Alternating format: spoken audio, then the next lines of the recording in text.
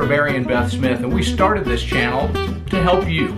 We are tiny house and shed home enthusiasts. We believe in tiny houses and shed homes so much that we've built 2 of them on our property. The second house that we built is been viewed on the internet more than 3 million times, and that's kind of cool. It's kind of weird to see your house everywhere, but it is cool, and it means that people are very interested in living a shed lifestyle or living a tiny house lifestyle.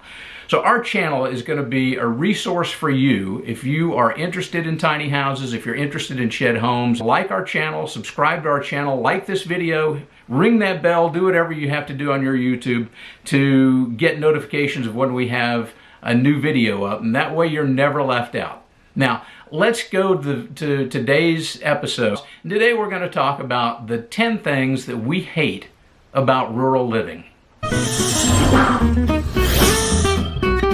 Welcome to Radio Tiny House. I'm Barry Smith. And I'm Beth. And we hope you're having a great day. We're having cool mornings here. It's amazing. It's awesome. Here we are June 1st, and we're only going to be in the mid-70s today. And in the South, that's something to celebrate. That's a blessing for sure. And some people are like, let's let it warm up. I'm like, please don't say that. Let's just let it stay cool. Right. Because we have a long, hot summer to get through. Yeah, I already have some friends that are complaining that it's just too chilly for this time of year, and I'm like, don't say that. Don't say that, because August will be here soon enough, Yeah, and it will be 100 degrees and 100% humidity. And we're going to the beach. And if it's chilly at the beach, I'll live with it. Right. I'd rather have chilly mornings at the beach and nice afternoons and evenings than for it to be 5,000 degrees, right, and everybody's getting grumpy and trying to have a good time and that would be me wet when you sand say everybody. Well, Everybody's you're generally only grumpy when you're hangry.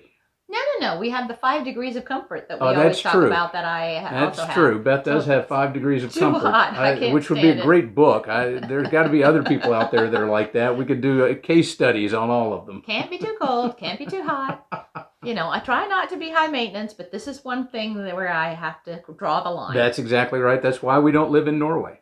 Right. Or Wyoming. Or Wyoming, yes. Or any place that doesn't have an ability for me to have 5 degrees of comfort. Right, that's exactly right. It's but you don't have 5 degrees.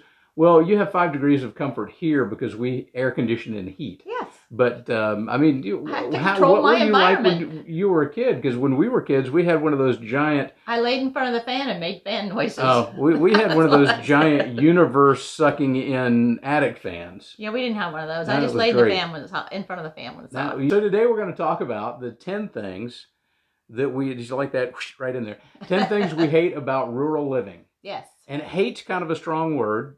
Dislike might be better. I don't know. Yeah, we'll go with hate. We'll go with hate. We've numbered these, so follow along. Number 1. We'll try to stay in order. We'll try to stay in order. We may confuse you and do one out of order. Or ourselves. Or yes, we may get confused ourselves. ourselves. But since we've got a couple of monitors here with it pulled up on it, hopefully we won't should stay in line. Mess up. Number 10. No. We will try. Okay. We could have done the David Letterman backwards thing. We should have done that. Yeah, we could have done that. So number 1 thing we hate about. In random order. You want me to do them in random order? No. I'm saying our 10 things are in random order. Oh yeah. We didn't go through it and weight these at all. Right. But we brainstormed them in this order. Right. So number 1, lack of contractors when building. Yes. When we built our tiny house 1, there was not much going on because it was like at the end of the recession. But when tiny house, somewhere in there we started to feel the pressures of a big building project that was going on south of us, and everybody was driving into the city to go do projects. And so we did have a crew that was dedicated that kind of finished that house. Right. But by the time we started to do tiny house 2, we were tired. And so we decided we wanted to get a Tuff Shed, and then our Tuff Shed went viral, blah, blah, and that was great. It was much easier to have somebody else come in and frame it up and do all that kind of stuff than we did with some of our framing and some of the experimental framing that went on. Stuff, and it was wonky. Hard. Anyway, but tiny house 2, once we had the Tuff Shed started, that's when we really started having problems getting contractors. Right, because the building boom had started again. And there was a massive project going on just south of us that was one of these office, live, work, play kind of place and shop. Expensive too. It was like a giant black hole for Right. contractors. It just sucked everybody into it. And so we had a hard time finding. We had the plumbers and electrician that helped with Tiny House 1 started Tiny House 2, and then they went off to do something else. Well, and there were some other issues there, but we're not going to talk about that. They went away. They went away. Say that. And then so it took That's us a kind way to say it. It took us a while to find a new ones. plumber and new electricians, because everybody was busy building this massive project that also included a brand new neighborhood. Right. So we don't do plumbing, we don't do electrical, and we don't do roofs because we're not going to kill ourselves. Don't do gas. Don't do gas, for sure. Because we have a friend who did gas and has great stories to tell about the whoosh yes, of indeed. gas. Well, so we don't do that. I have a great story to tell about electrical, but we'll go into that later.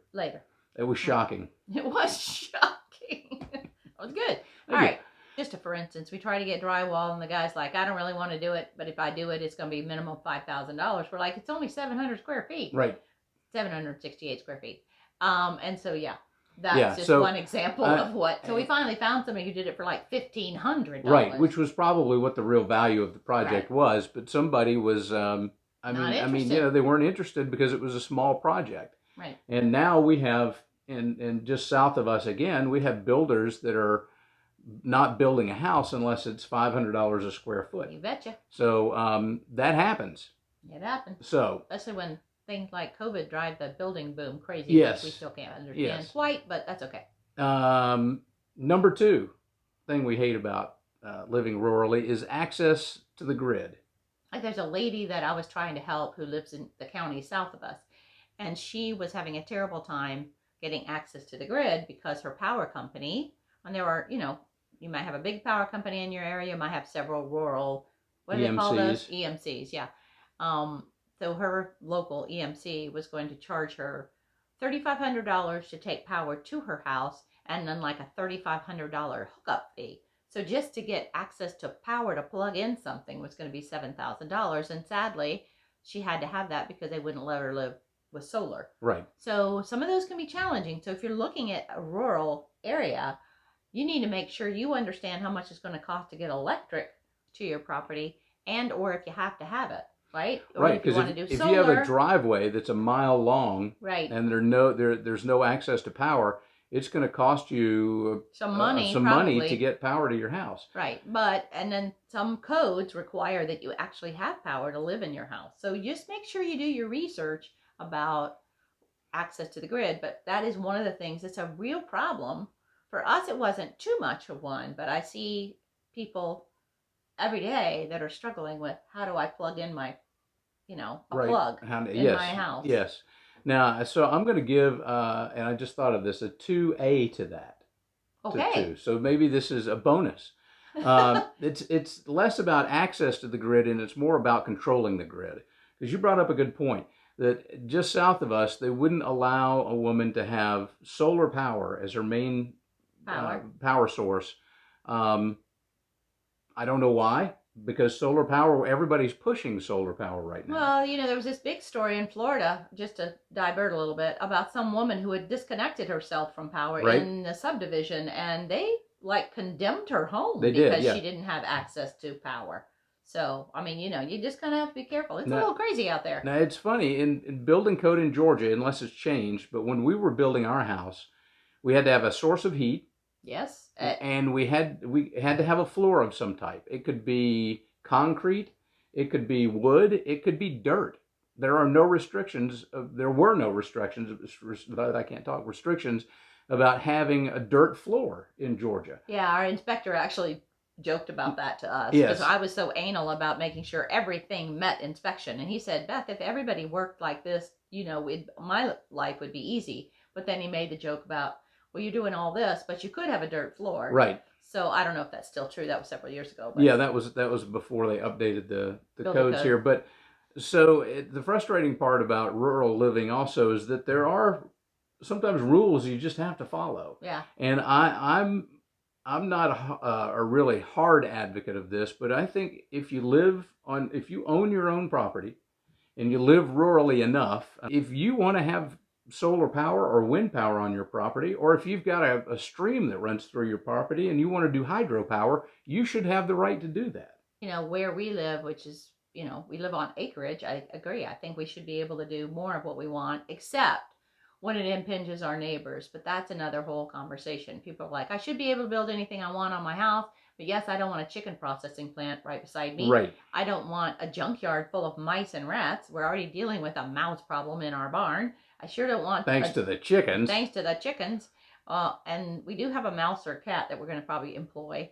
But anyway, so, you know, access to the grid, we're a little off topic, but access to the grid is important. I mean, unless you decide to do solar. And unless you're, I mean, you can do solar, but then there's the whole, you know, is it legal in my area? And then, you know, conscientiously, I love the idea of solar, but I am very concerned about what happens with all the batteries. Yep. And nobody's really figured out the whole recycling. They're just warehousing them right now. And we've been burying wind turbines, and we've been burying something else in salt mines. Can't remember what that was. Oh, nuclear power fuel rods. So, and now we've decided to warehouse dead lithium batteries. I don't know yet. So solar is problematic. Right. Although I'm an advocate, I just don't know if everybody's figured all that out. Anyway, access to the grid can be hard and it can be expensive. And that's something we hate about the process of people getting into places that may have these real challenges that they're not aware of. And you want an electric truck. I do. I want plug into the house, so there's that. But I do want the new F-150 Lightning. That's an awesome vehicle. I don't know how I would recycle the batteries, but there's got to be a way. When the battery dies and it costs $20,000 to replace, then the car's not worth it. Right. And that's a big problem. Anyway, reason 3 that 10 things we hate about rural living is roads, driveways, and repairs. Yes. So the roads, let's just talk about that real quickly. We live on an interesting road off of an interesting road that is maybe a lane and a half wide. Very skinny, narrow country lane. The county got money to build roads with, and then the road builder they hired, technically... I think the county did that on purpose. I thought it was the road builder. I think they wanted to stretch their dollars. So they instead of building 2 lanes of what you'd have, you know, in a subdivision or going even a rural country road, ours is 1.5, maybe 1.25. So as you're driving down the road and somebody's coming this way, both people have to pull avoid over each other off the road a little bit, which is kind of cool in the sense it keeps traffic speeds down. Right. Yes, it does. And then we have, if our neighbor is listening, we have a neighbor that kind of drifts out from his yard into the road because he's got a lot of cars. Right. And I tease him about it. But, you know, so that narrows that, and everybody has to kind of work around that. But again, it keeps the traffic speed down. But, you know, access to roads. And when you live in a subdivision, you never even think about the road that's in your subdivision. Unless it's got a pothole or something, you're complaining about it. But you just drive on them. But when you get in a rural setting and your roads become a very different conversation, because although we call it a driveway, it has access to people behind us, and it functions as a road, and it's a pain in the neck to keep up, and it's also expensive to keep up, because this is the second time we've done something to it. Right. And third, actually. Third. So this is the third time we've had to do something to it, and every time it's several $100s. This time it was way more than several $100. It was $1,000. It was like $1,500 to have it graded, more gravel put down, and honestly, I wish we had done a little bit more. So that you don't even think about that when you're living somewhere else. No, but when you're thinking we're living rurally, it becomes your problem. Right, and our driveway has a slight downhill slope. Right. And so when it rains, and we washing away. We sometimes have nice soft rains here, but more often than not, we have downpours. Gully washers. And so you can watch the gravel slowly go down the driveway, and the mud and goes the money down. You just spent drifting off the driveway. Yep. So we know that for your driveways, if you've got a gravel driveway, I heard that. Gravel driveway. Yeah, I heard that. I didn't know if you realized that it may wash away. Don't edit that out. I probably won't. I like natural stuff, and people that do this get tongue-tied, and it shouldn't be perfect. because I want to encourage other people to go out and start podcasting if they've got something to say, and I don't want them to have this fear that they have to be perfect. I know. So anyway, no, we could also do an outtake reel because we do have a couple of good outtakes. Yeah, we do. Anyway, just know that it's going to cost you money and time, and that you may have to wait to find a company that can come out to your area. And let's talk about number 4. Number 4 is no power often means no water. And no water means death. Exactly. So we watch Homestead Rescue. Yes. We find that fascinating. And Marty Rainey, the guy that's on Homestead Rescue, says that no water in a homestead means no homestead or something. He says it more graphically than that. But it's true. If you don't have water, you really will struggle. So, I mean, there's many ways to get it. We chose to get a well. Right. Well, we had to get a well, or we could have collected rainwater. But I don't even think in our county would let us. I think we have to have a well because you have to have an inspection to make sure your water is working, and you have to get... Well, yes. I mean, but we had to have a well because we didn't have county water out here. Exactly. But we couldn't have just done, IBC containers and a big whatever. So, yeah, we had to have a well. And Barry... Your husband. No, Barry. We didn't know he was a number 1 rated dowser, right? I kept that hidden from Beth because I've tried to hire him out. I never had any use for it when we lived in subdivisions. Right. But I did used to go in the backyard and practice, So he did not. I didn't. Then we had the well driller out, and he said, "Do you want a dowse?" And we were like, "Okay, we don't know that we believe in that." And so, sure enough, I said, "We'll let Barry do it." And sure enough, Barry got out there with his little the well driller had the dowsing rod. Right. And he went around and he found they crossed. What happens is they cross the streams like Ghostbusters. Right. When there's don't cross the streams. When there's water. And so in the back of the property, he found one and then came up closer, kind of up on the hill, and it did it again. And Barry's like, "Yeah, I think this is the right place, and I think we'll hit water at 150 feet. And oh my gosh, that's exactly what happened. Yep. So I've threatened to hire him out. But we hit water right where I said. We need a dowser website. Yes. Barry Smith, dowser. We'll come to you and find water and tell you exactly the depth you're going to find it. But yeah, it was fascinating to me. I still don't know how that works. But you're going to have water somehow. And well drilling can be expensive. Now, we went down to 200 feet. I think just we so paid we can like have a reservoir $10 a foot. And I saw the other day that it's there's a guy up here that's now charging $35 a foot. Wow. So it may be more or less in your area. I don't know. If you live in someplace like California, it's probably going to be way more. But just be prepared that there are upfront costs. Obviously, it's harder to just get in this than start turn on things. Right. There's no things to turn on, and that's. I think that's really challenging for folks. They don't really realize how much upfront costs. Luckily, we had the ability to pay that as we went. I was working a pretty decent corporate job. Well, financially decent. It was a crazy job, but it was not a yes. It was a crazy job. That's a different thing altogether. And they believe me, I worked for every penny I got, but we had the income to be able to do it. But I think it surprises a lot of people. But again, no water, no homestead, no house. That's right. No house, no homestead, no plants, no animals, water means death. Yep. So so just know that going into it. I mean, the lady that owned the property before said we wouldn't be able to hit water. We'd have to drill down to 500 feet. Barry's dowsing ability. That's for sure. But she, if you need me to come dows for you, $1,000 an hour. I'm cheap, but I can't be had.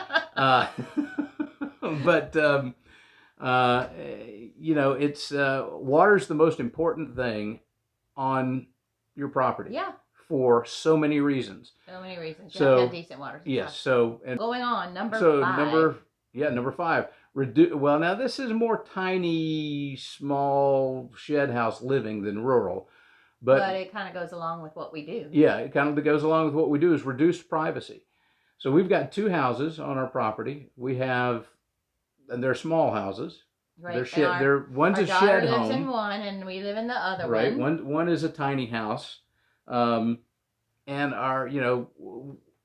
we're very conscious of being in each other's space. Right. Our grandkids come over every day, and that's always a good thing. I always have a good time with them. But sometimes it's just unannounced, and sometimes it's like we're walking out the door to go do something else, and they want to be with us. But I was thinking more along the lines of as a couple. As a couple, we have no space.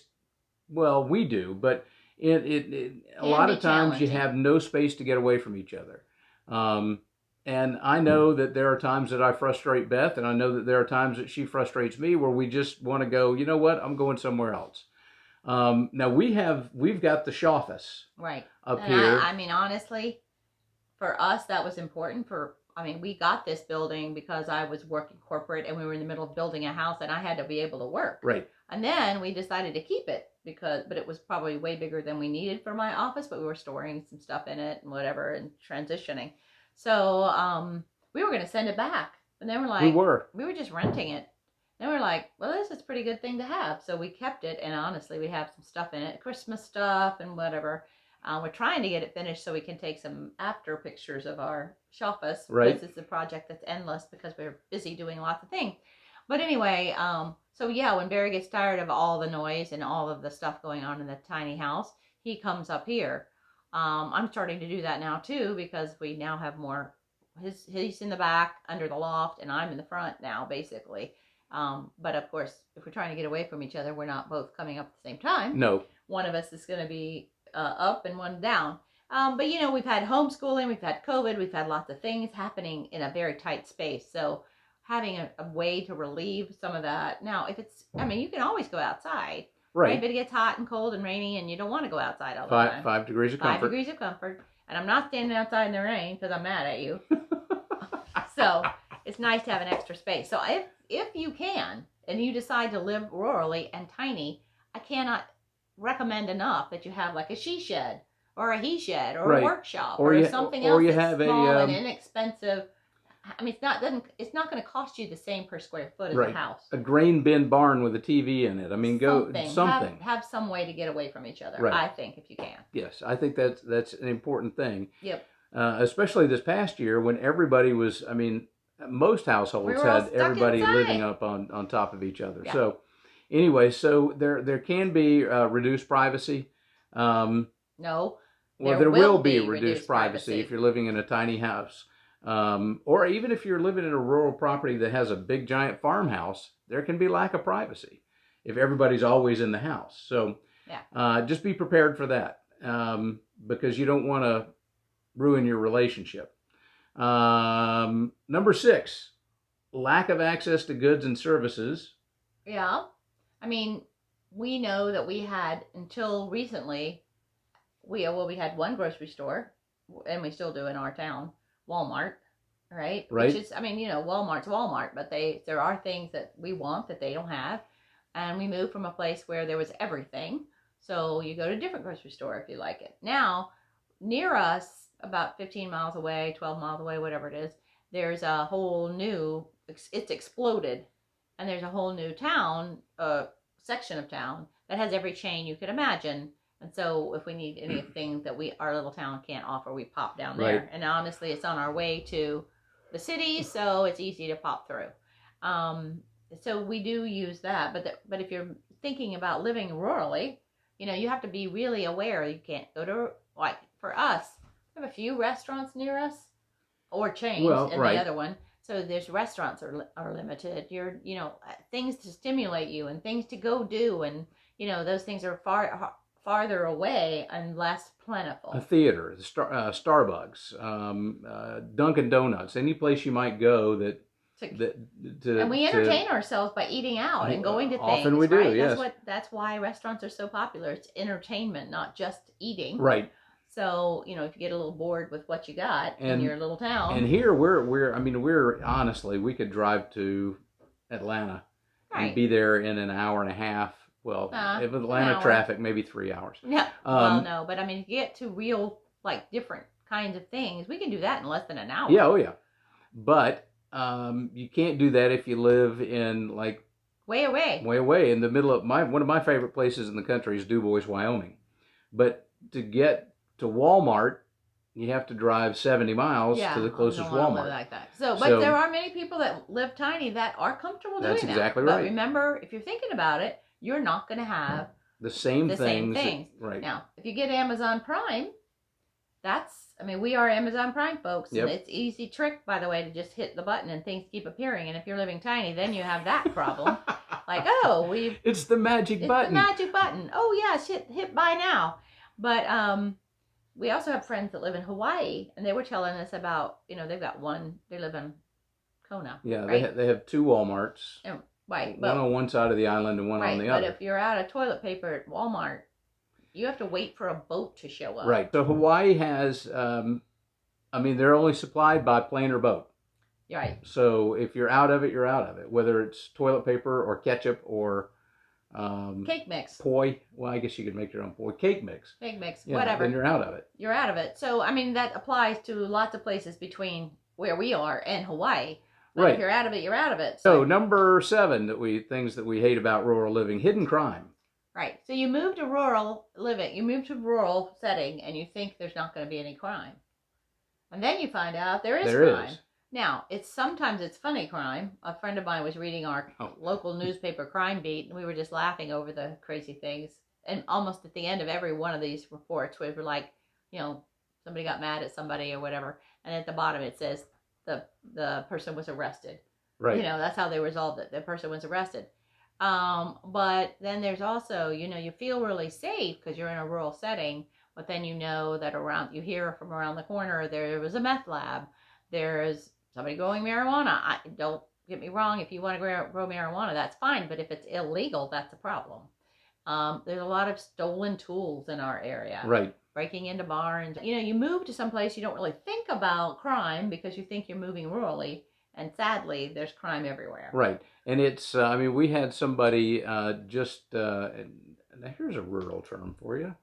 Just in the holler down from us, there was a whole family that was cooking meth.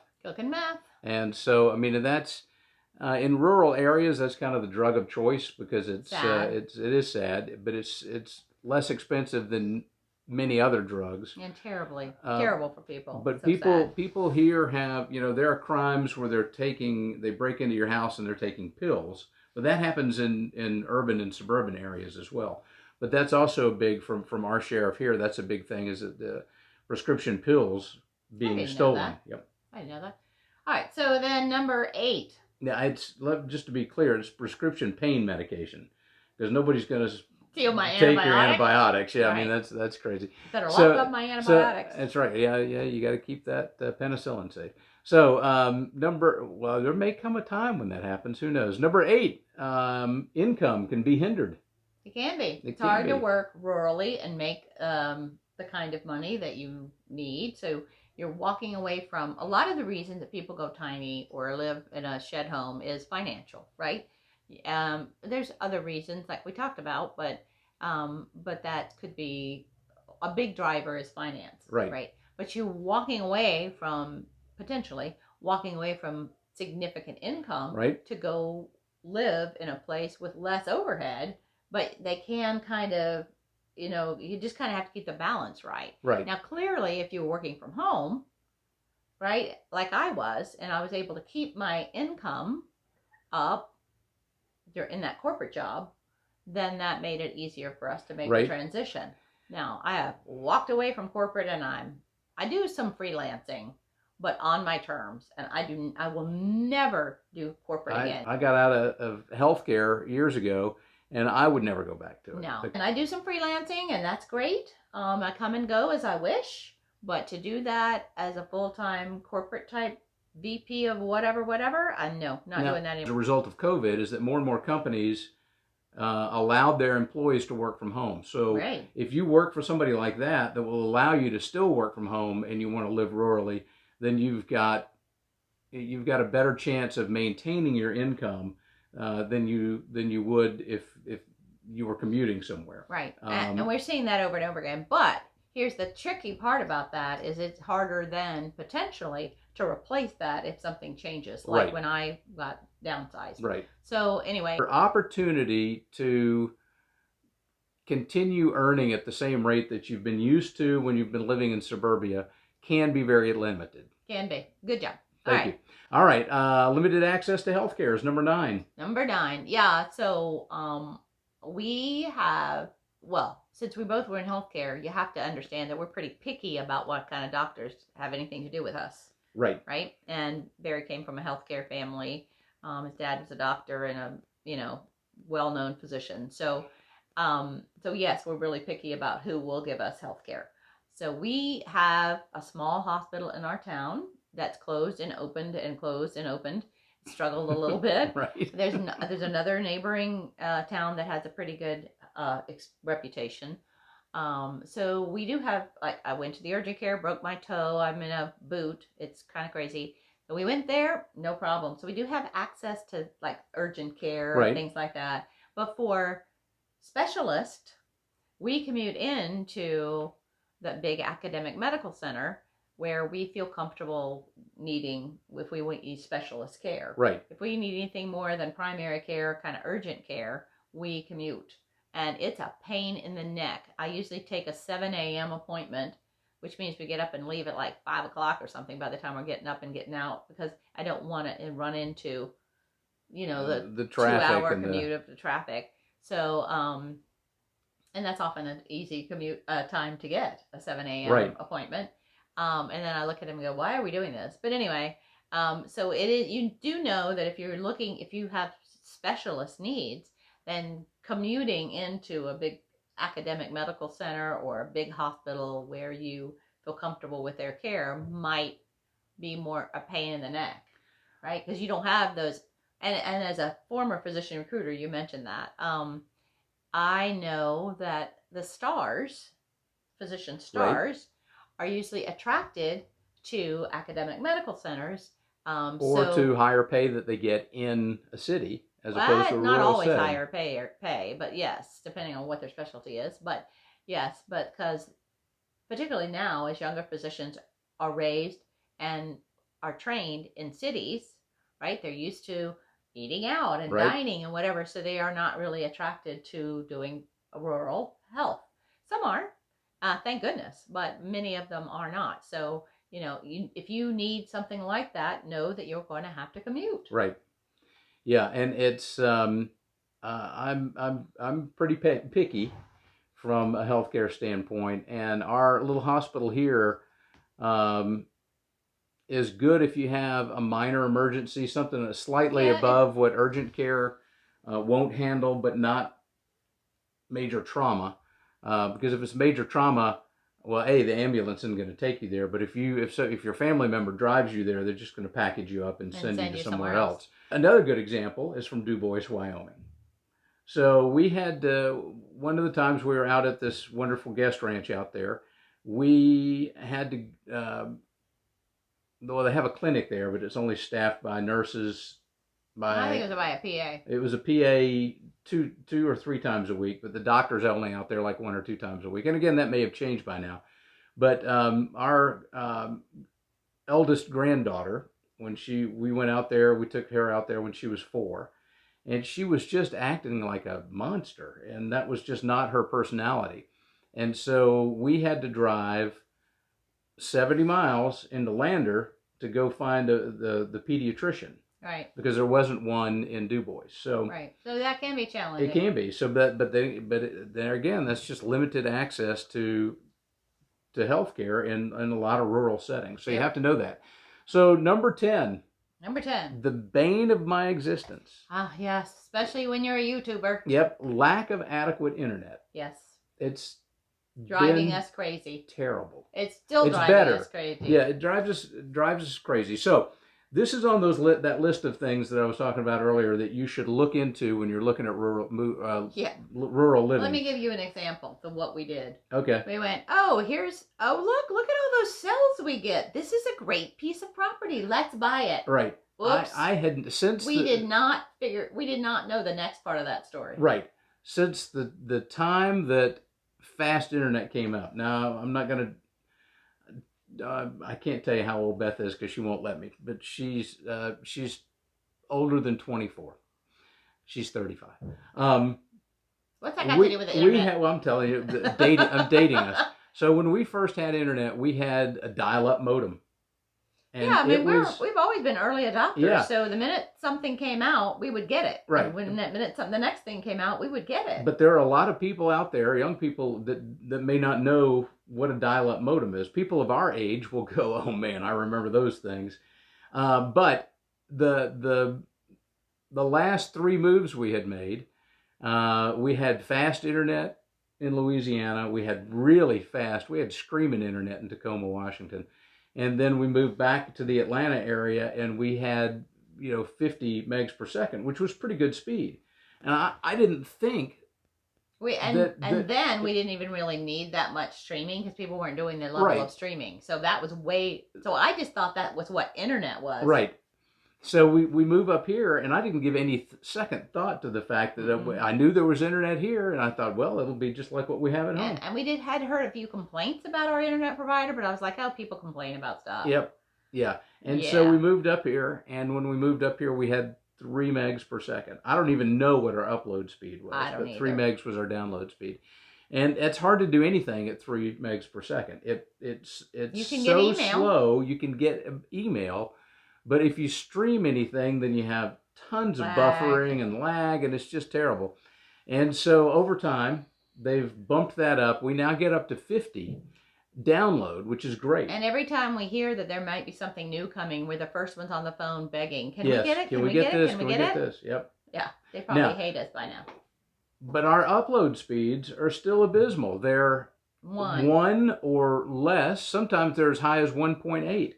But that still takes forever to upload a video to YouTube or to... Any one of these podcasts will be 7 hours Right. to upload to YouTube. And then it quits because It times says, it times out. So find out what you can get in your area. And it's so bad that I sat down and wrote a report out about it. Well, and just to back up and say, we solved a lot of our problem by getting a 5G phone. Right.